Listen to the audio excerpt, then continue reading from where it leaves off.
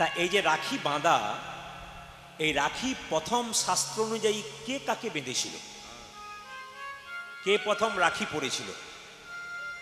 রবীন্দ্রনাথ ঠাকুর তো রাখি বন্ধন উৎসব করেছেন, এটা আপনারা জানেন। আমরা সবার মধ্যে একটা ধারণা ঢুকে গেছে যে আমরা ভাই বোনের মধ্যে কেবলমাত্র রাখি বন্ধনে উৎসব আছে। শাস্ত্র কিন্তু তা বলছে না। আমি একবারে প্রমাণ দিয়ে বলবো, যদি কেউ এখানে থাকেন জানা থাকে বলবেন যে প্রথম রাখি পড়েছিল কে আর প্রথম রাখি পরিয়েছিল কে। শুনে নিন, ভবিষ্যৎ পুরাণ 137তম অধ্যায়, ভবিষ্যৎ পুরাণ 137তম অধ্যায় বলছে দেবরাজ ইন্দ্র প্রথম রাখি পড়েছিল এবং রাখিটা পরিয়েছিল তার স্ত্রী শচী দেবী। আপনাদের মনে একেবারে ধারণা নেই, আপনাদের মনে এইটাই ঢুকে আছে রাখি ভাই বোনের মধ্যে হয়। শাস্ত্র কিন্তু তা নয়। এই রাখির অর্থ হচ্ছে রক্ষা কবচ। স্ত্রী তার স্বামীর হাতে এই রক্ষা কবচ দিয়ে ঈশ্বরের কাছে প্রার্থনা করে, হে প্রভু, আমার পতি দেবতাকে যেন তুমি রক্ষা করতে পারো। হ্যাঁ, আপনাদের এই ছোটখাটো ভুল ধারণাগুলো একটু ভাঙাতে চাই আপনাদের সামনে। শুধুমাত্র শচী দেবী বেঁধেছিল তা নয়, আমাদের দেবরাজ ইন্দ্রের গুরুদেব যিনি ছিলেন বৃহস্পতি, তিনিও বেঁধেছিলেন। আগেকার দিনে গুরুদেবরা শিষ্যের হাতে রাখি বেঁধে দিতেন, কেন? রক্ষা কবচ দিতেন। এখন দেখুন, বলি মহারাজ দেবরাজ ইন্দ্রের সঙ্গে যখন যুদ্ধ করছিল বারবার হেরে যাচ্ছিল, তো বলি মহারাজ তার গুরুদেব শুক্রাচার্যকে জিজ্ঞেস করেছিল, আচ্ছা গুরুদেব, আমি ইন্দ্রের সঙ্গে যুদ্ধে বারবার পারছি না কেন? বলছে পারবে না, তার স্ত্রী শচী দেবী তার হাতে রক্ষা কবচ দিয়েছে, আর তার গুরুদেব তার হাতে রক্ষা কবচ দিয়েছে। এ শাস্ত্র প্রমাণ দিয়েছে। আসুন, গতকাল 4টে জিনিস ছিল: রাখি পূর্ণিমা, ঝুলন পূর্ণিমা, বলরামের জন্মদিন এবং গতকাল ভগবান শ্রীকৃষ্ণ কালিয়নাগকে দমন করার দিন। বিশেষ মাহাত্ম কিন্তু, যেমন দেখবেন বৈশাখ মাসের পূর্ণিমাকে বলা হয় বুদ্ধ পূর্ণিমা, জ্যৈষ্ঠ মাসের পূর্ণিমাকে বলা হয় স্নান যাত্রার পূর্ণিমা, আবার আষাঢ় মাসের পূর্ণিমাকে বলা হয় গুরু পূর্ণিমা, সেরকম শ্রাবণ মাসের শ্রাবণী পূর্ণিমাকে বলা হয় ঝুলন পূর্ণিমা বা রাখি পূর্ণিমা। একটা সুন্দর সময় আপনারা এসেছেন, সুন্দর মুহূর্তে এসেছেন, এই পবিত্রতা বন্ধন করতে রাখতে চাই। আর একটা কথা বলতে চাই, হিন্দু জাতি হয়ে হিন্দু সনাতন ধর্মকে রক্ষা করুন। আমি আপনাদের বলতে চাই, নিজের ধর্মের সম্পর্কে কোনো সমালোচনা করবেন না, নিজের ধর্মের সম্পর্কে বিরূপ কথা বলবেন না, নিজের সাধুগুরু বৈষ্ণবকে অপমান করবেন না। যদি আপনারা সাধুগুরু বৈষ্ণবকে অপমান করবেন তবে অন্যরা তো সুযোগ পেয়ে যাবে। তাই বারবার বলবো, নিজ ধর্মকে রক্ষা করুন, অন্যান্য ধর্মকে সম্মান দিন, কারণ সব ধর্ম সমান, কোনো ধর্ম ছোট নয়, কোনো ধর্ম বড় নয়। কিন্তু নিজে কোনো দিন নিজের ধর্মকে অপমান করবেন না, আবার নিজের ধর্মীয় ব্যক্তিকে কোনো দিন অপমান করবেন না। সম্মান রাখুন, সনাতন ধর্মকে বাঁচান। নিতাই গৌর হরি হরি হরি। বোঝে ভাবে তারাই তো বোঝে গো, ভাবে তারাই তো বোঝে গো, তারাই তো বোঝে গো, তারাই তো বোঝে গো। গৌর বলে কাঁদতে জানে, তারাই তো বোঝে। যে জানি গৌর বলে কামিতে জানে, ভাবি তারাই তো বোঝে গো। গৌর চরণে মন সপেছে, তারাই তো নিতাই গৌর হরি। গৌর চরণে ছুটি দিলাম, ভাবি তারাই তো বোঝে গো। গৌর বলে কাঁদতে জানে, তারাই তো বোঝে। যে জন গৌর বলে কামিতে জানে, তারাই তো বোঝে গো। গৌর বয়ার আনে জানে না, তারাই তো বোঝে রে। গৌর বয়ার আমি জানি না, ভাবি তারাই তো বোঝে গৌরী বয়ার আন জানে না, তারাই তো বোঝে। যে জন গৌর বোঝার নাম জানে না, ভাবে তারাই তো বোঝে গো। নয়ন জলে তারাই তো বোঝেন, তাই যে জন নয়ন জলে ওকে ভাষায় বোঝে গৌরী বয়ার আন জানে। যে জন নয়ন জলে ওকে ভাষায় গৌরে ছাড়ায়ান জানে না, নয়ন জলে ওকে ভাষায় ওই গৌর বোঝার নাম জানে না, নয়ন জলে ওকে ভাষায় গৌর বোঝায়ান জানে না। গৌরী কৃপা করো বলে তারাই তো বোঝে গো। ভগবানের ভাব কিন্তু সবাই বোঝে না। এইদিকে তাকাবেন, ভগবানের ভাব কিন্তু সবাই বোঝে না। যেজন ভাবুক সেজন ভাব বুঝতে পারে। কীর্তন শুনতে গেলে নিজেকে ভাবুক হতে হবে। যদি ভাবুক হতে পারেন তাহলে ভগবানের ভাব বুঝতে পারবেন। এক ট্রাক বালিতে যদি এক হাত চিনি ছুঁড়ে দেওয়া যায়, আর চিনি আর বালি যদি একসঙ্গে মিশিয়ে দেওয়া যায়, তবে চিনিকে কি কেউ পারে চিনিতে এক ট্রাক বালিতে? মহাজনের কথা। এক ট্রাক বালিতে যদি এক হাত চিনি ছুঁড়ে দেওয়া যায়, আর চিনি আর বালি যদি একসঙ্গে মিশিয়ে দেওয়া যায়, তবে চিনিকে কি কেউ পারে চিনিতে এক ট্রাক বালিতে? বলছে কেউ পারে না, একজন পারে। পিপিলিকা পারে চিনিকে চিনিতে এক ট্রাক বালিতে। পিপিলিকার মতো গৌর ভক্ত যারা, চিনির স্বাদ যারা পেয়েছে, তারা চিনিকে কোনোদিন ভুলতে পারবে না। এই ভুলতে পারবেন না বলে সকালের সমস্ত কর্ম ছেড়ে গৌর চরণে নিজেকে সঁপে দেবার জন্য এসেছেন। এই একটা সুন্দর মুহূর্ত, না জানি কে কখন চলে যাবে কারো জানা নাই। যাবার আগে কিছু ভালো কাজ করে যাও ভাই, যেন গোবিন্দ চরণে সহজেই নিতাই গৌর হরি বল। সংসার, সং মানে সাজা, মা সাজা, বাবা সাজা, কাকা সাজা, কাকি সাজা, এটা সাজা। সার কি? কৃষ্ণের চরণ। যিনি কৃষ্ণের চরণকে সার করেছেন, তার আবার চিন্তার কি আছে? পদকর্তা বলছে, দেখো দেখো ও গো সিংহা বেনু মুরলিক, ও গো সিংহা বেনু মুরলিক, সিংহা বেনু মুরলিক, ওই গাবেনো মুরলিক, মরিয়া জয় ধ্বনি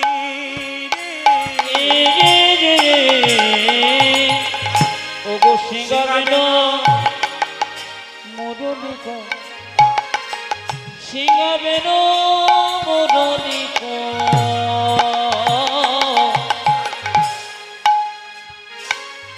আমার করিয়া জয় ধ্বনি,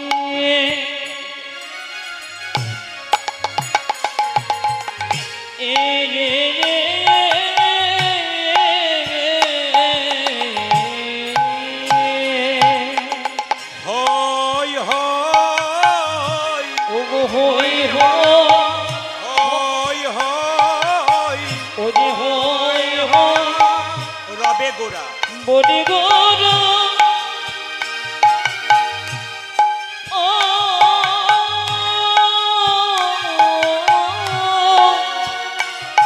আমার ফিরায় পাবনে,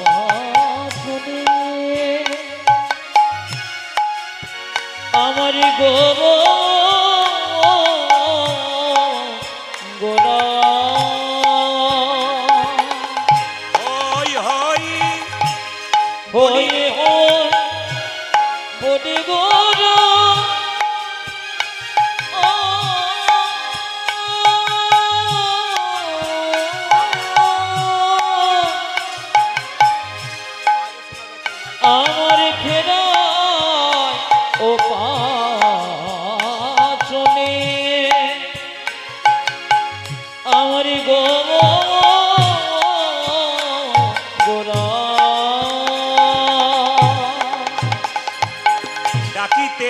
লাগিল আজ ফিরাইতে লাগিল ফিরাইতে লাগলো ওই ফিরাইতে লাগিল ওরে হই হই রবে গোড়া ফিরাইতে লাগলো ওরে হই হই রবি গোনা ফিরাইতে লাগিল হই হই রবে গোড়া ফিরাইতে লাগলো ওরে হই হই রবি গোনা ফিরাইতে লাগিল শ্যামলি ধবলি বলি ফিরাইতে লাগলো রাধে শ্যামলি ধবলি বলি ফিরাইতে লাগিল শ্যামলি ধবলি বলি ফিরাইতে লাগলো শ্যামলি ধবলি বলি ফিরাইতে লাগিল আই শ্যামলি আই ধবলি ফিরাইতে লাগলো তাকে আই শ্যামলি আই ধবলি ফিরাইতে লাগিল আই শ্যামলি আই ধবলি ফিরাইতে লাগলো তাকে আইসা বলি আই ধবলি আমার গৌর হরি হরি আই শ্যামলি আই ধবলি আমার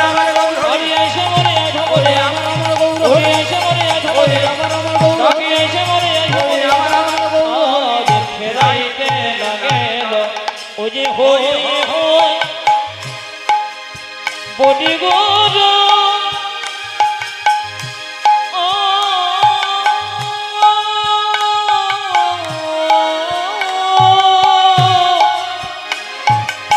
আমার ফেরায় ও পারাচনে এ রে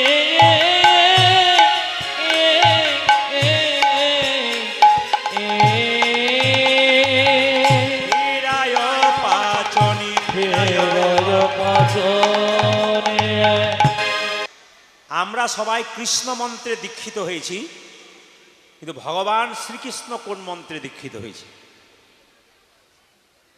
তিনি কিন্তু দীক্ষা নিয়েছিলেন এইদিকে মায়েরা আমরা সবাই কৃষ্ণ মন্ত্রে দীক্ষিত হয়েছি কিন্তু ভগবান শ্রীকৃষ্ণ কোন মন্ত্রে দীক্ষিত হয়েছিলেন এক ভগবান শ্রীকৃষ্ণ অর্জুনকে গীতার জ্ঞান দিয়েছিলেন সেই বাকটা কি ছিল এবং সেই তিথিটা কি ছিল এবং গীতার জ্ঞান তিনি কতক্ষণ ধরে দিয়েছিলেন আর 3 নম্বর জিজ্ঞেস রইল যে ভগবান শ্রীকৃষ্ণের দেহ থেকে যখন প্রাণ চলে গেল তার মুখাগ্নি প্রথম কে করেছিল ভগবানের মুখাগ্নি কে করেছিল এই কয়েকটা জিনিস কিন্তু আপনাদের সামনে রাখলাম আমি আপনাদের বলে দিলাম কেন আপনাদের একটু জানার জন্য আলোচনা হবে বাড়িতে তাই বললাম আর কি আসলে আগ্রহটা প্রথম থেকেই সবার জন্মে গেছে এটা সব জায়গাতে হয় কিন্তু আমি প্রায় জায়গাতে এটা রাখি এবং যারা খুব আকুল ভক্ত তারা বাসায় গিয়ে একবার জিজ্ঞেস করে নেয়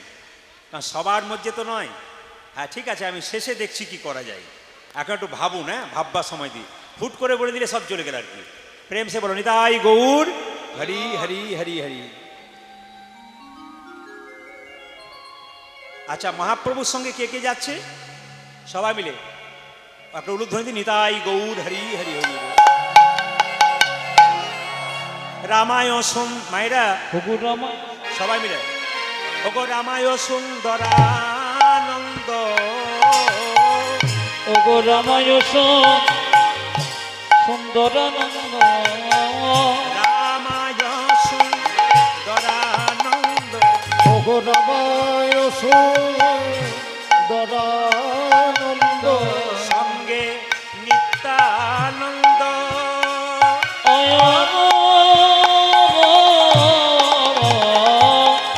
ওগো রামায় সুন্দরানন্দ ওগো সঙ্গে নিত্যানন্দ গো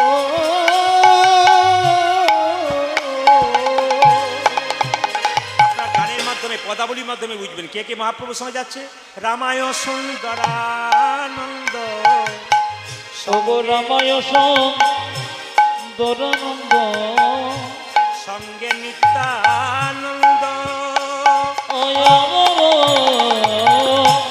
গরিদাস আজি গৌরী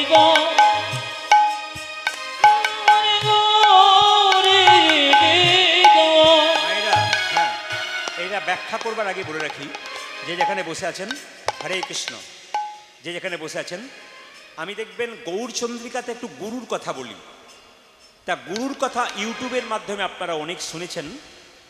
আজকে কিন্তু কয়েকটা নতুন তথ্য আপনাদের দিয়ে যাই গুরু সম্পর্কে। আমি জানি আপনারা দীক্ষা নিয়েছেন।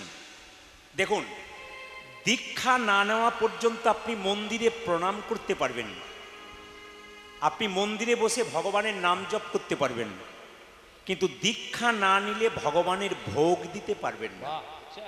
খুব দামি কথাগুলো শুনে নেবেন।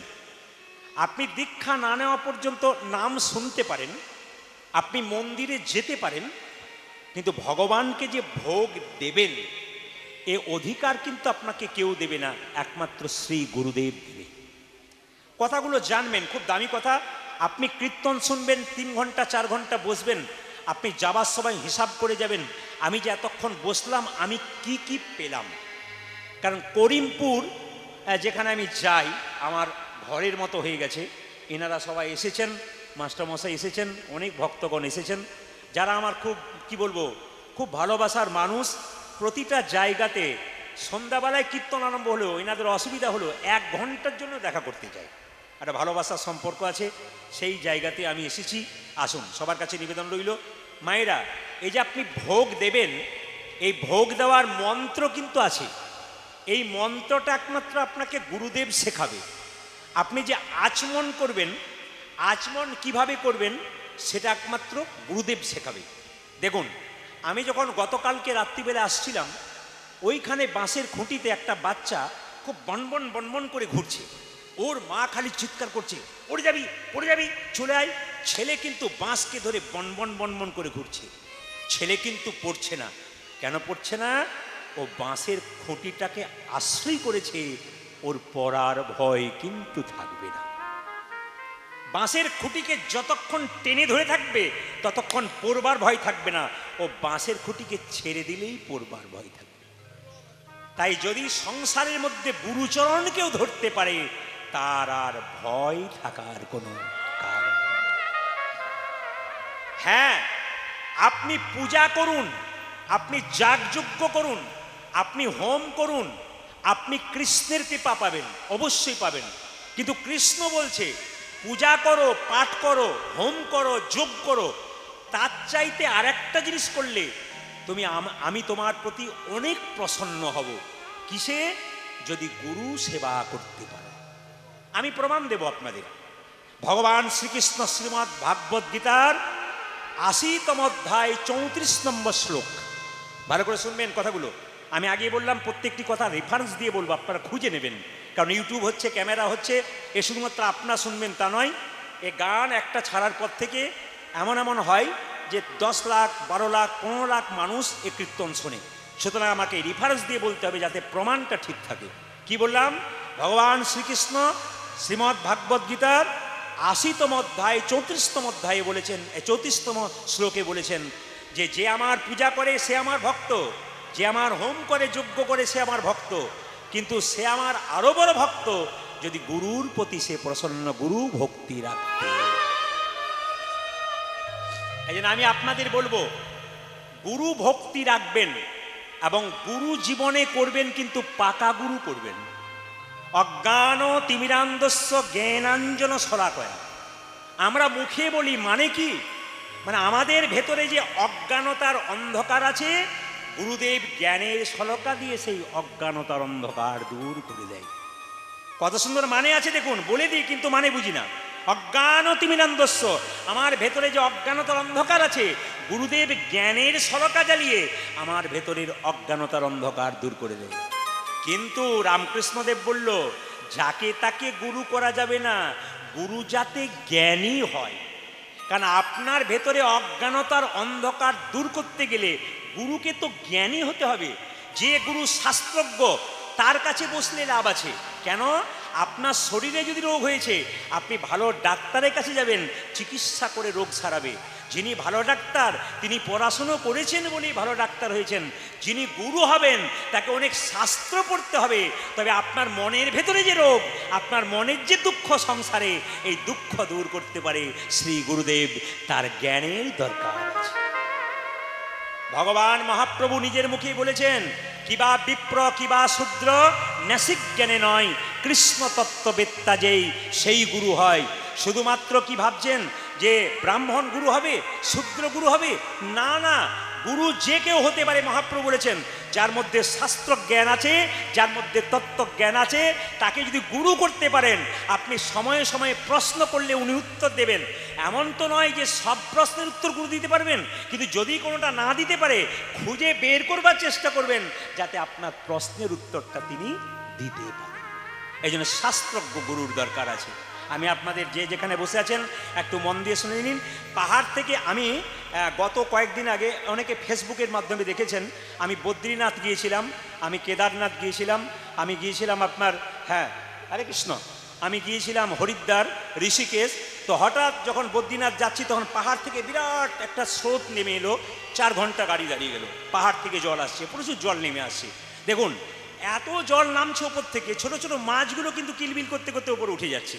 কিন্তু একটা হাতি, ও এত চেষ্টা করছে, ও জলের চাপে উঠতে পারছে না। কেন পারছে না? মাছ জলকে আশ্রয় করেছে, তাই জলের মধ্যে বিচরণ করতে পারছে। আর হাতি জলকে আশ্রয় করতে পারে নাই, তাই হাতি ওপর দিকে নেতাই গৌর হইব বলে। তাই গুরুর মধ্যে যদি আপনার গুরু কৃপা যদি কারো থাকে, তার আবার কি আছে? এই জন্য গুরুকে জ্ঞানী হওয়া দরকার আছে। তাই সবার কাছে নিবেদন রইল মায়েরা, গুরুদেবের চরণে কেঁদে কেঁদে বলতে হবে, আমার এই জীর্ণ দেহটা তোমার চরণে দিলাম, তুমি ওই পারে পৌঁছানোর ব্যবস্থা করে দাও। কিভাবে? আমার জীর্ণ তরি ভাসাইয়ে দিলাম অকল দরিয়া, দয়াল গুরু গো বোঝাইয়া দেহ কি নারা। পোছাইল দেখো কি নারায় গো, পোছাইল দেখো কি নারায় গো, পোছাইল দেখো কি নারায়। তুমি বিনে এ দুরি দিনে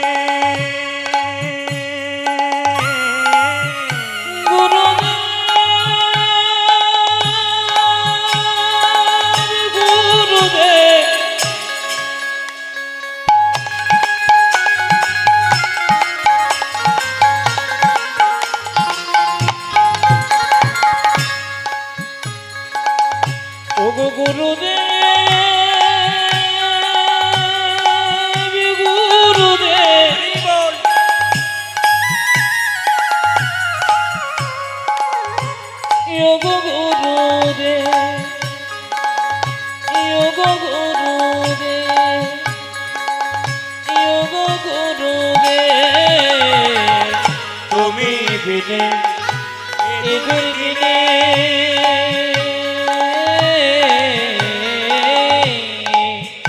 আমার কেহ নয় আমার।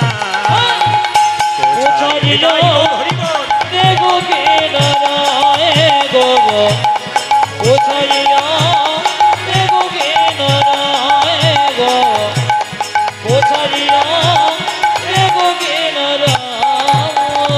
জোরে বলুন, আপন আপন গুরুদেব কি?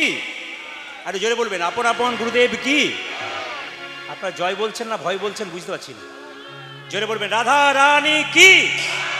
এত জোরে বলবেন যেন করিমপুর পর্যন্ত যায়। রাধা মাধব কি? হরিবাসর কি? সাধুগুরু বৈষ্ণব কি? গৌর ভক্তবৃন্দ কি? গরম লাগছে কি? হ্যাঁ, সবাই বুঝতে পারলাম যে পরীক্ষা করে সবাই জয় হয়েছে। বলুন, রাধা রানী কি? শ্যাম সুন্দর কি? হরিবাসর কি? সাধুগুরু বৈষ্ণব কি? আচ্ছা বাবা,